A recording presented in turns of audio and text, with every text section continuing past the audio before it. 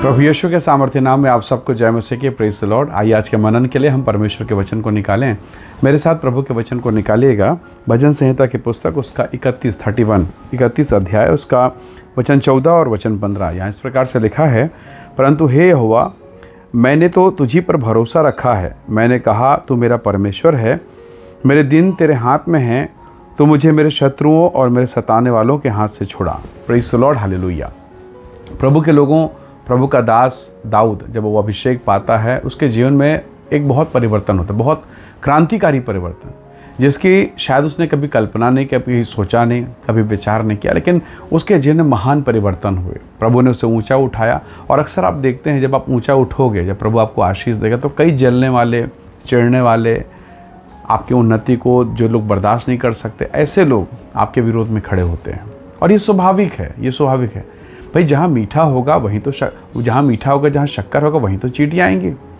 जब आप ऊंचा उठते हैं तो लोग क्यों जलते हैं? स्वाभाविक प्रक्रिया है। पर इस प्रक्रिया में आपका व्यवहार, आपकी प्रतिक्रिया क्या, आपके सोच और विचार कैसे हैं, ये महत्वपूर्ण है। ये विषय कि आपका व्यवहार कैसा है। तो दाऊद को बहुत तकलीफ, बहुत पीड़ा हुई। अब दाऊद के जीवन में कई प्रकार की समस्याएं आई, यहाँ तक कि जो इज़राइल का पहला राजा शाऊल है, वो उसका दुश्मन बन गया, विरोधी बन गया। क्यों बना? क्योंकि दाऊद का अभिषेक हुआ है इज़राइल में राजा के लिए, राजा बनने के लिए। इज़राइल का दूसरा राजा, तो स्वाभाविक है पहला राजा नफरत करेगा, घृणा करेगा, उसके बच्चे, उसके लोग, कंपटीशन चालू हो गया। पर दाऊद के जीवन को अगर आप देखें तो उसने परमेश्वर को महत्व दिया। दो बार मुख्य रूप से उसे अवसर मिला ताकि वो शाऊल को घात करे, नाश करे, परंतु उसने नहीं किया। उसने कहा ये परमेश्वर का जन है, ये प्रभु का अभिषिक्त है, प्रभु उसको संभाले। तो धर्मी लोगों में यही एक स्वभाव है कि वो परमेश्वर को जानते हैं। अब जरा सोचिए, एक छोटा बच्चा है, एक छोटा बच्चा किसी बलवान आदमी को अगर मुक्का मारे, किसी औजार से, हथियार से मारे, कितना नुकसान पहुंचाएगा।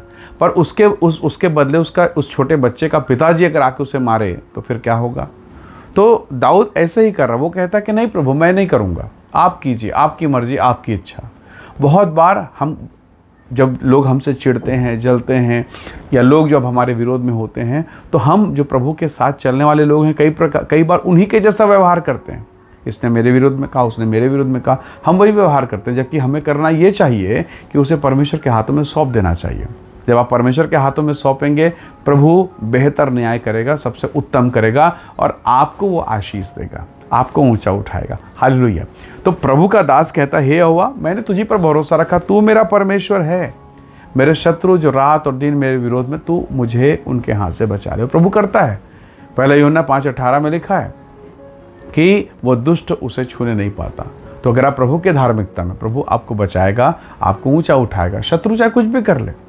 यूसुफ के सगे भाइयों ने गड्ढे में डाला, इस्माइलियों के हाथ से बेचा। उन लोगों ने सोचा इसका काम तमाम, लेकिन परमेश्वर के साथ था। पोतीफर के घर में वो जेल में डाल दिया गया, फिर भी यहोवा ने उसे ऊंचा उठाया और फिर उसे ले जाकर फिरौन के सिंहासन, मिस्र के सिंहासन, प्रधानमंत्री के सिंहासन में खड़ा कर दिया। तो प्रभु आपको उठा के खड़ा करेगा। इसलिए आपका संबंध परमेश्वर के साथ होना चाहिए। जरा सोचिए, बीज जो है, गेहूं का दाना या अनाज का दाना कहाँ बढ़ेगा? अगर आप मान लीजिए उसे सोने के पिटारे में, सोने के डब्बे में, चांदी के डब्बे में, चांदी के गमले में डालेंगे, बढ़ेगा? नहीं, वो मिट्टी में बढ़ेगा।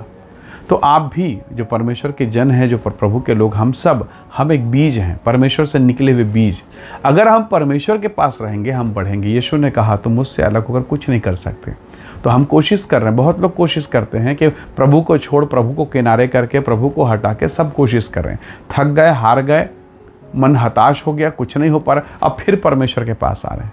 तो बेहतर पहले था कि हम परमेश्वर को लेकर चलते और हम आशीषित होते। दाऊद ने प्रभु को लेकर चला, यूसुफ, जोशुआ प्रभु को लेकर चले, दानियल प्रभु को लेकर चला, पतरस यीशु को लेकर चला, पौलुस यीशु को लेकर चला, और ये सफल हुए। इनकी सेवकाई, इनका घर, इनका परिवार, प्रभु ने कहा एक माँ जो दूध पिलाने वाली माँ तुझे छोड़ देगी, मैं तुझे कभी ना छोड़ूंगा। तो एक महान प्रतिज्ञा करने वाला प्रभु आपके साथ है।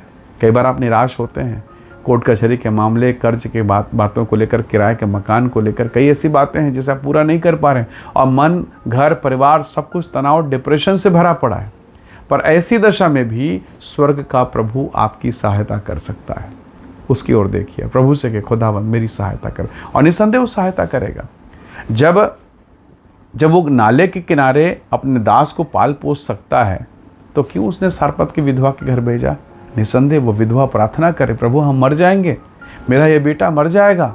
परमेश्वर ने अपने दास एलिया को उठा के उसके घर में भेज दिया ताकि वो 3.5 साल तक उस महामारी, उस भयंकर अकाल में जिंदा रहे। हालेलुया। तो प्रभु दया करेगा, आपकी भी प्रार्थना को वो अपने समय पर सुनेगा। प्रार्थना बंद मत कीजिए, प्रभु के साथ लगे रहिए। इज़राइल का प्रभु आपको आशीष देगा और आप कहेंगे सच में मैंने जब भरोसा किया प्रभु ने मुझ पर दया को प्रकट किया। बाइबल कहती है जितनों ने उसकी ओर दृष्टि की, जितनों ने उसकी ओर अपनी आँखों को लगाया, उनका मुँह कभी काला होने ना पाया। वही प्रभु आपको आशीष देगा। आइए दुआ करें, प्रभु के नाम का धन्यवाद करें। प्रेमी अनुग्रहकारी स्वर्गीय पिता, मेरे प्रिय भाई बहन के जीवन को, जिस वीडियो संदेश को देखते सुनते मैं आपके हाथों में सौंपता हूँ। हर एक निराशाएं, हर एक डर, भय, चिंता, परेशानियाँ, हर एक निंदा करने वाली बातें इनके जीवन से दूर हो, इन्हें ऊंचा उठाएं, इन्हें आशीषित करें और इनके जीवन में प्रभु तेरा नाम महिमा पाए। धन्यवाद पिता, प्रार्थना सुनने के लिए प्रभु यीशु के सामर्थ्य नाम से मांगते हैं, आमीन आमीन। प्रभु आप सबको बहुत ऐसे आशीष दे। Praise the Lord. जय मसीह की।